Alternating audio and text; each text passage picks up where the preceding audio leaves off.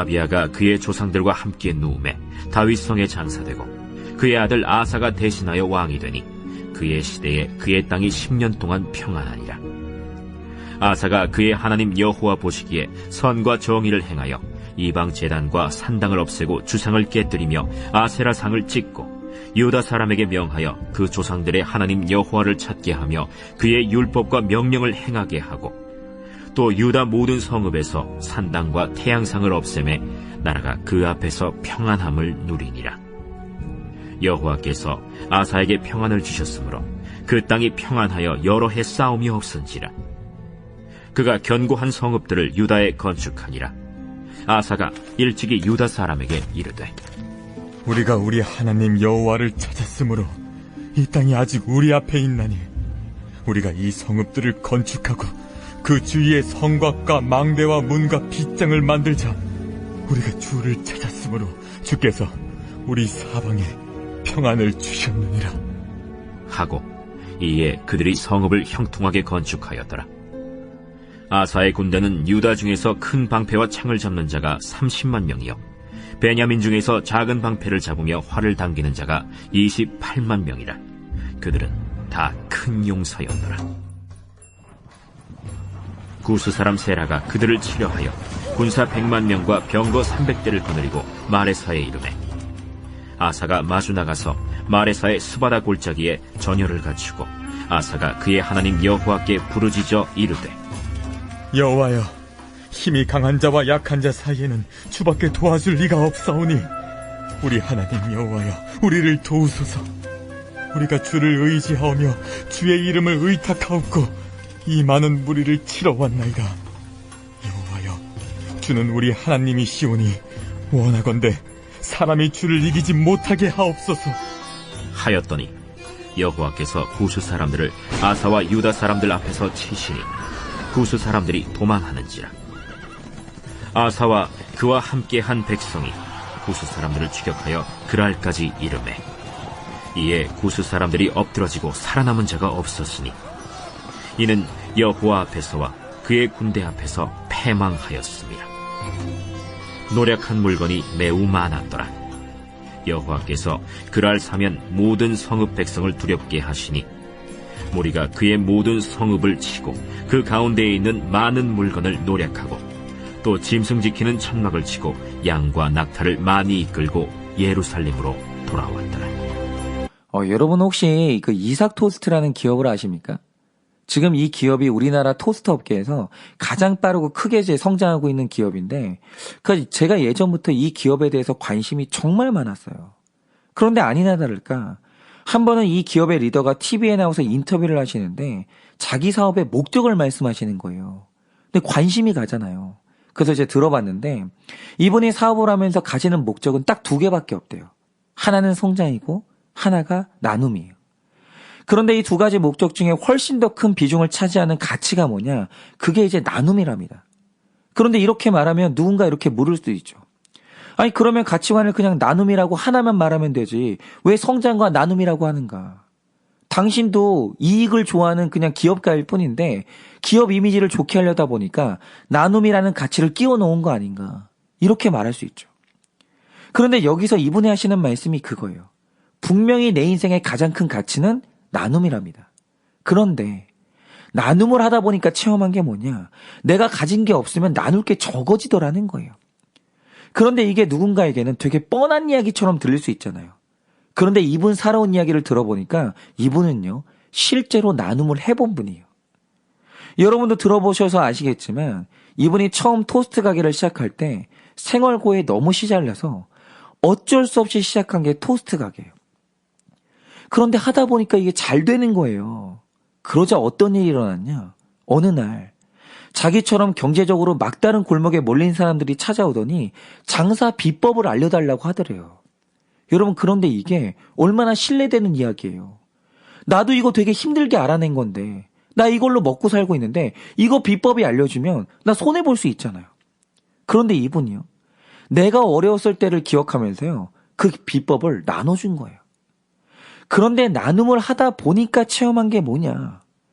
마음으로 아무리 더 나눠주고 싶어도 내 그릇에 채워진 것 이상으로는 나눠줄 수가 없더라는 거예요. 즉, 더 나눠주려고 하다 보니까 자연스럽게 추구하게 된 가치가 뭐냐? 그것이 바로 나눔과 성장이에요. 내 그릇이 커지고 그릇에 담긴 게 많아지면 더 나눌 수 있더라는 거예요. 그런데 저는 이 사업하는 분 입에서 이런 말을 들어본 적이 없어서 사실 그 말씀의 진정성을 다 믿지는 않았거든요. 근데 며칠 전에 이게 진짜라는 걸 보게 된 거예요. 여러분 혹시 유튜브 채널 중에 내고왕이라는 채널을 아세요? 얼마 전에 그 채널에서 이삭토스트 본사를 방문했는데 제가 그걸 보고 진짜 놀랐습니다. 왜냐? 보통 사업하시는 분들을 보면 재정적으로 아무리 어려워도 가급적이면 강남에다 사무실을 얻어요. 그리고 사업 파트너가 방문했을 때 좋은 인생을 주기 위해서라도 인테리어를 되게 고급스럽게 하거든요. 그런데 여러분, 이삭토스트는요, 작은 기업이 아니에요. 우리나라에만 지점이 840개가 있고 지금도 가맹 문의가 하루에 1000건이 넘어요. 그리고 지금 이 브랜드가 해외까지 진출했는데 지금 대만 같은 경우는요, 이삭토스트를 줄 서서 먹어요. 진짜 잘 나가는 기업이에요. 그런데 이런 기업의 본사 사무실을 갔는데 문이요, 그냥 철문이에요. 공사장 철문. 그리고 인테리어를 거의 안 한 거예요. 그리고 더 놀라운 건 뭐냐? 그 기업의 리더 사무실을 들어갔는데 심지어 거기에도 인테리어가 전혀 없어요. 그냥 업무용 책상이 몇 개가 있는데 그 책상도요, 싸구려예요. 그래서 그곳을 방문한 진행자가 너무 놀라서 물어본 거죠. 아니, 다른 기업을 가보면 본사 인테리어가 화려하고 럭셔리한데 아니 왜 여기는 인테리어를 안 하세요? 물어본 거예요. 그러니까 직원이 하는 말이 뭔지 아십니까? 우리는 본사 인테리어 비용까지 아껴서 직원과 가맹 점주들한테 더 나눠준다라는 거예요. 그런데 제가 들으니까요, 실제로 이삭토스트는요, 가맹점비를 안 받아요. 그리고 직원들 복지가 대단합니다. 그러니까 제가 그 장면에서 실제로 본 게 뭔가 그 기업의 리더가요, 너무너무 단순해요. 두 마음이 없어요. 그러니까 대외적으로는 나눔이 저의 목적입니다 이렇게 해놓고 뒤로는 많이 챙기려고 하는 이중적인 가치관이 전혀 없고요. 진짜로 성장하고 나누는 일에 무섭게 집중하는 거예요. 그런데 제가 주목한 게 뭐냐? 그렇게 목적과 가치관이 단순하니까 일어나는 일이 뭔지 아십니까? 먼저 너무 평안한 거예요. 여러분 진짜 신기했던 게 그동안 그 프로그램에서 다른 기업을 탐방했던 그 영상을 보면요. 가맹점들이나 직원들이 전부 리더에게 얼마만큼은 불만이 있어요. 그리고 다 바라는 게 있거든요. 근데 사실 이게 잘못된 게 아니라 일반적인 거죠. 아니 리더에게 불만이 없는 기업이 어디 있겠어요. 그런데 이삭토스트는 정말 놀라운 게 뭔가 가맹 점주들한테 가서 본사에 대한 불만이 있으세요? 바라는 게 있으세요? 물어본 거예요. 그런데 이분들이 곰곰이 생각하다 내놓은 답이 뭔지 아십니까? 바라는 것도 없고 불만도 없는 거예요. 왜냐? 이분들이 다른 프랜차이즈점과 비교를 해봐도 여기만큼 이익을 나누는 곳이 없더라는 거예요. 그래서 어떤 분들은요, 자기 자녀도 이삭토스트를 하라고 가게를 차려줬다라는 거예요. 그래서 이번에는 진행자가 직원들한테 가서 물어본 거예요. 자기 리더한테 불만 없으시냐고. 근데 직원들도요, 자기 기업과 리더에 대해서 불만이 전혀 없는 거예요. 그리고 어떤 직원은요, 자기 리더를 이야기하는데 자기 어머니 같다라는 거예요. 그러니까 이 기업은요, 선한 가치관 딱 하나에 진짜로 집중하니까 싸움이 없어져요.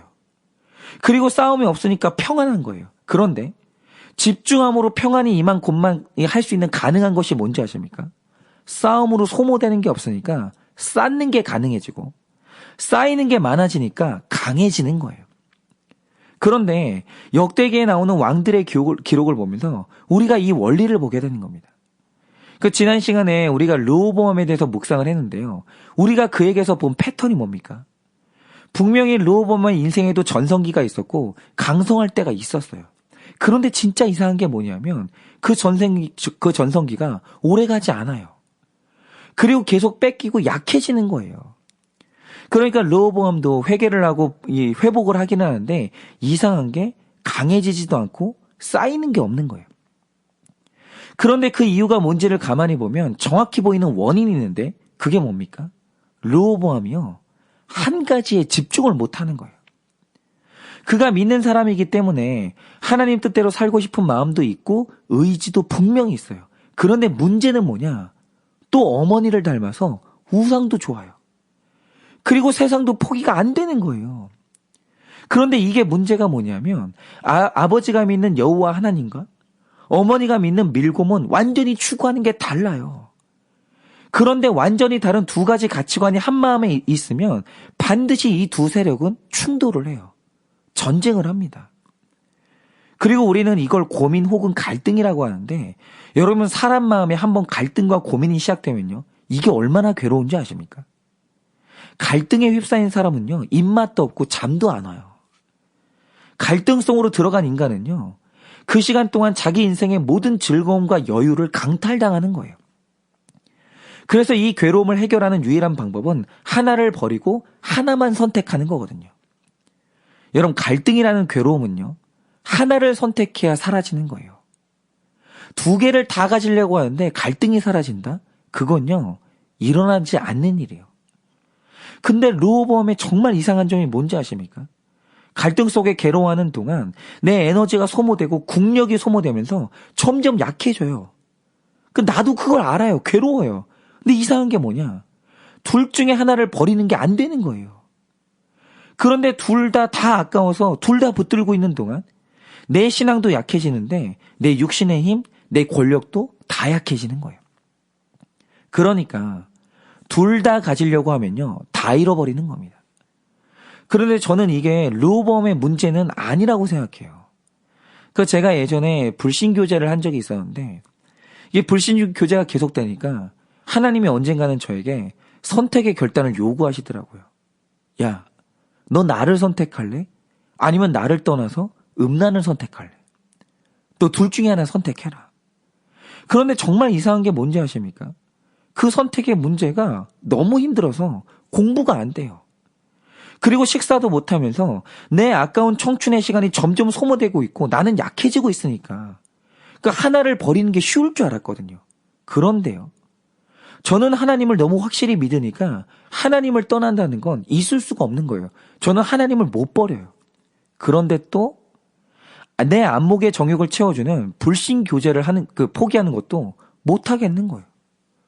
포기가 안 되는 거예요. 너무너무 괴로운데도.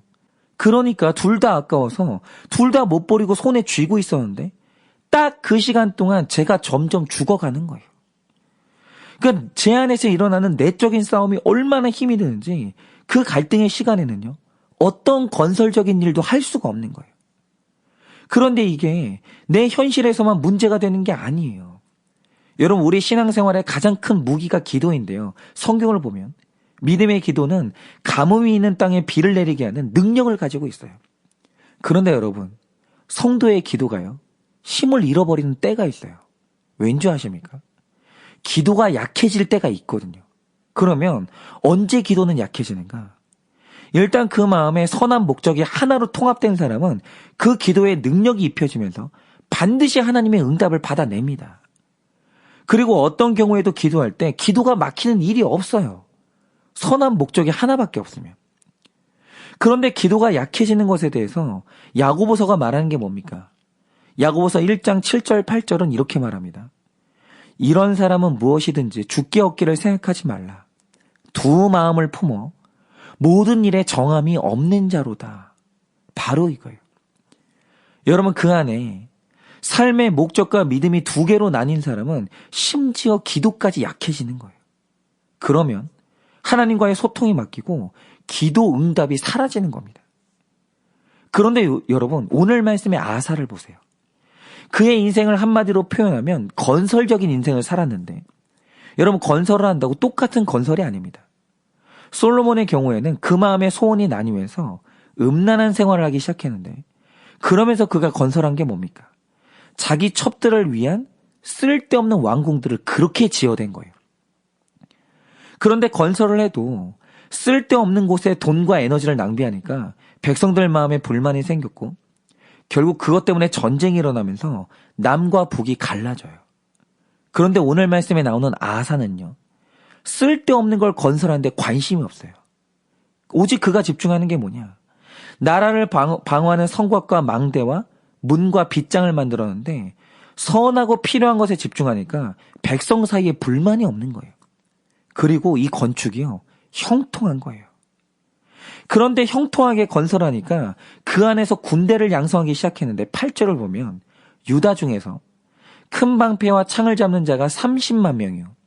베냐민 중에서 작은 방패를 잡으며 활을 당기는 자가 28만 명이라고 했는데 여러분 성경은 이들을 일컬어서 큰 용사라고 하거든요.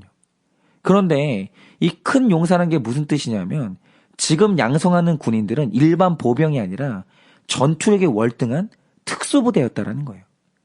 근데 이게 왜 중요하냐면 일반 보병들은요, 평소에 자기 생업을 하고 있다가 필요한 때만 군인으로 징집이 되니까 군인으로서 전문성도 떨어지고 전투력이 높지 않아요. 그래서 일반 군인만 많으면 전쟁에서 승리할 가능성이 줄어듭니다. 그런데 이 말씀에 나오는 특수부대는 그냥 자체가 직업 군인이기 때문에 한 사람이 일당 100이에요. 그리고 전문성이 대단한 겁니다. 그래서 특수부대가 강한 군대가 이기는 거예요. 그런데 문제는 뭐냐? 이 특수부대를 양성하려면 나라가 그들에게 월급을 주고 다 먹여 살려야 되기 때문에 국력이 강하지 않으면 특수부대를 만들 수가 없는 거예요. 그런데 아사 때를 보면 특수부대 병력이 무려 58만 명이었어요. 어마어마한 규모입니다. 근데 이 말 뜻이 뭐냐? 아사 때가 그만큼 국력이 탄탄했다라는 거예요. 그러면 왜 아사는 강력하고 든든했을까? 1절에서 5절을 보면 그 명확한 이유가 나오는데요. 1절을 보시면 아버지 아비야가 죽고 아들 아사가 왕이 되자 가장 먼저 뭘 했냐? 개혁을 시작하는데 그 개혁이 뭡니까? 이스라엘의 힘을 소모시키는 모든 우상을 혁파하는데 3절을 보면 이방제단과 산당을 없애고 주상을 깨뜨리며 아세라상을 찍어버리는 거예요. 쓸데없는 두 마음으로 나뉘게 만드는 모든 우상들을 다 제거해버리는 거예요. 그러니까 이 아사의 강점이 뭐냐면 버리는 걸 그렇게 잘해요. 그리고 4절을 보면 버린 다음에 선택을 하는데 유다 사람들한테 명하여서 그 조상들의 하나님 여호와를 찾게 하고 그 율법과 명령을 행하게 하는 거예요. 하나님 한 분만 붙들게 만드는 거죠. 그러니까 이 개혁의 핵심이 뭐냐면 내 신앙과 목적을 오직 하나님 한 분으로 통합시키는 거예요. 메시지를 하나로 모으는 거죠. 그리고 그것 외에 다른 모든 것들은 싹 다 버리는 거예요. 그런데 남유다 땅에 하나님 한 분만 남자 일어난 일이 뭡니까? 5절 말씀처럼 그 나라가 하나님 앞에서 평안함을 누리는 거예요. 목적이 하나가 되니까 싸움이 없는 거죠. 그런데 여러분, 게으른 것과 평안한 것은 다른 거예요. 게으르다는 것은 어느 것도 결단하지 못하는 우유부단한 상태고 평안하다는 것은 하나를 선택해서 집중하는 상태거든요.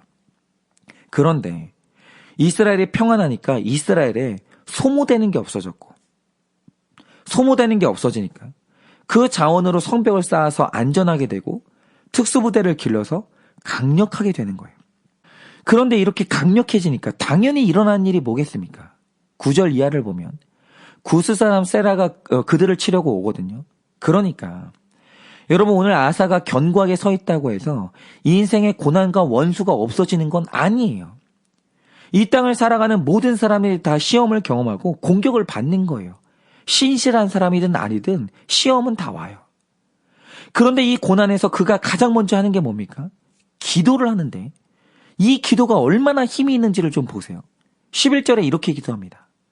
아사가 그의 하나님 여호와께 부르짖어 이르되 여호와여 힘이 강한 자와 약한 자 사이에 주밖에 도와줄 리가 없사오니 우리 하나님 여호와여 우리를 도우소서. 우리가 주를 의지하며 주의 이름을 의탁하옵고 이 많은 무리를 치러 왔나이다. 여호와여 주는 우리 하나님이시오니 원하건대 사람이 주를 이기지 못하게 하옵소서. 여러분은 이 기도에서 뭐가 느껴지십니까? 여러분 평소에 아사의 마음에는요 하나님 한 분밖에 없었어요. 그가 하나님을 향해서요 무섭게 집중했습니다. 그러니까 일어난 일이 뭐냐? 위기의 때 그 마음을 우상에게 나눈 사람, 다시 말해 영적으로 바람을 피운 사람은요 하나님을 부를 때 죄책감과 두려움이 있어요. 그렇게 되면 기도의 힘이 흩어지면서 확신 있는 기도를 못해요. 그런데 아사가 하나님을 부를 때는요, 두려움도 없고 의심도 없어요. 아주 당당하게 주는 우리 하나님이시오니 이 확신의 기도가 나오는 거예요. 하나님은 내 편이라는 거죠. 왜냐? 내 마음에 하나님 한 분밖에 없거든요. 그런데 단 하나의 마음으로 하나님을 바라는 기도는 반드시 강력한 응답을 끌어내는 거예요. 그래서 나타나는 결말이 뭡니까? 12절에 여호와께서 구스를 치시니 그들이 도망하는 겁니다. 뭐죠? 여러분, 아사는 평소에 마음을 하나로 모았어요. 하나님께 집중했어요. 그러자 그는 평안했어요. 그런데 평안한 시간이 계속되니까 건설하고 쌓아놨어요. 그러자 아사는 시험이 와도 이겼고 고난이 와도 기도로 뚫고 나가는 거예요. 그러니까 저 같은 목사도 마찬가지입니다. 제가 만약에 목회를 하면서 가정생활하면서 이중적인 가정생활을 하고 있고 지금 성도님들이 보지 않는 곳에서 주식이나 비트코인 투기에 빠져 있다고 하죠. 그러면 내 안의 이중성을 가리기 위해서 얼마나 거짓말을 많이 해야 되겠어요. 그리고 설교를 할 때마다 얼마나 제가 죄책감을 느끼겠습니까? 왜요? 나는 지금 이중적인 모습이 있거든요. 그리고 가장 큰 문제가 이중적인 생활을 하면 반드시 시간과 에너지가 소모되거든요. 그러면요, 아무것도 쌓을 것이 없고 기도 응답을 바랄 수가 없는 거예요. 그런데 오늘도 날마다 설교를 하면서 뭔가를 쌓아나갈 수 있는 이유가 뭐겠습니까? 현재 지금 제 마음은 한 곳으로 모아져 있거든요. 현재까지 제 마음의 여자는 제 아내 한 명밖에 없고 인생의 목적이 교회밖에 없어요. 그러니까 다른 데 관심을 두는 게 현재는 없어요. 그러니까 제 마음이 평안하고 평안하니까 소모되는 게 없는 거예요. 그러니까 소모되는 게 없으니까 그 에너지를 가지고 오늘도 설교든 사역이든 뭔가를 쌓는 게 가능해지는 거예요. 그런데 제가 말씀드리지만 현재까지는 그렇다는 거예요. 만약 제 마음이 풀어지면서 제 마음에 음란이 또 끼어들고 제 인생에 교회 말고 다른 목적이 생기게 되면 저같이 약한 사람이 두 가지 일을 할 수 있겠습니까? 없죠. 늘 전쟁이 일어나면서 제 에너지는 소모될 것이고 그러면 약해지는 거예요. 그래서 오늘도 말씀을 보면서 기도하게 되는 것은 하나님, 제발 제 인생이 죽는 날까지 단순하게 해주세요. 그리고 제발 제가 제 아내한테만 집중하게 해주시고 제 하나님께만 집중하게 해달라고 그렇게 기도하는 거예요.